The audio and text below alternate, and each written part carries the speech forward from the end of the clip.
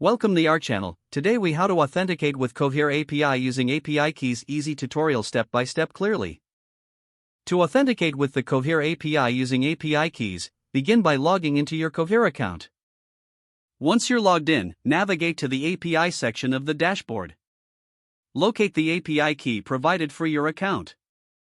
Copy the API key to your clipboard. Open your preferred code editor or programming environment. Choose the programming language you will be using for the API requests. In your code, initiate a new HTTP request for the Cohere API. Set the request method to post for creating or modifying resources. Include the URL for the Cohere API endpoint you want to access. In the headers of the request, add an authorization key. Set the value of the authorization header to bearer followed by a space and your API key.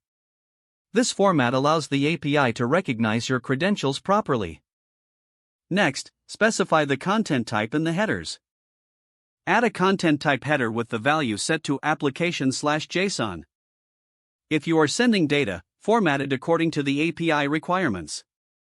Prepare the body of the request as a JSON object if necessary.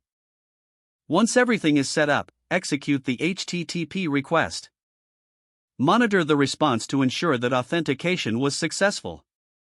If successful, you will receive a response containing the desired data. If there are errors, check your API key and ensure it has the correct permissions. Adjust your request accordingly based on any error messages returned. Now you've successfully authenticated with the Cohere API using your API key. If the page does not load, refresh the browser or try again in a private or incognito window. Make sure you are using the correct email address, then retype it carefully to avoid small typos. If your password is not accepted, use the reset option and create a new strong password you can remember.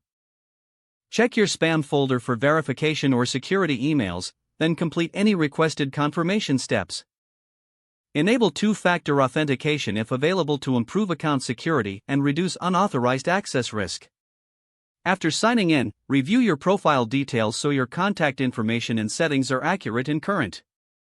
Don't forget to like this video and subscribe to our channel for more step-by-step tech guides.